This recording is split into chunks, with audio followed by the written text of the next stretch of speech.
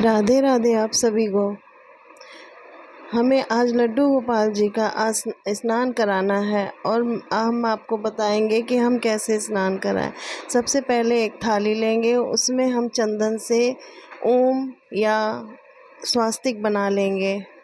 उसमें ओम भी बना सकते हैं, चंदन से ही बनाइएगा, सिर्फ पीले चंदन से ही ओम या स्वास्तिक बना लीजिए। और फिर उसमें थोड़े से पुष्प आप उसमें धर दीजिए, चाहे गुलाब का पुष्प हो या फिर किसी और भी कोई भी पुष्प।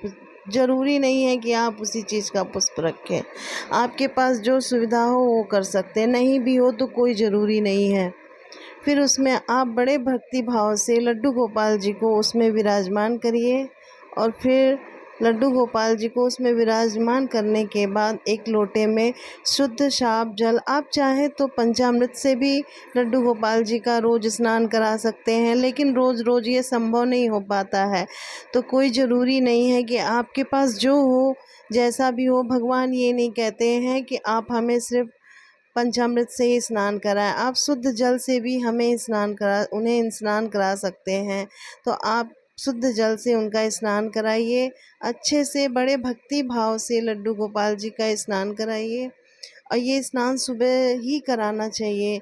जैसे आप सुबह उठते हो, अपना काम ख़त्म करके नहा धो के आप सबसे पहले लड्डू गोपाल जी को बड़े भक्ति भाव से सुबह उठाइए और उसके बाद से उनको स्नान कराइए। फिर उनको सुंदर अच्छे वस्त्र साफ धारण कराइए, फिर पूजा आरती करिए।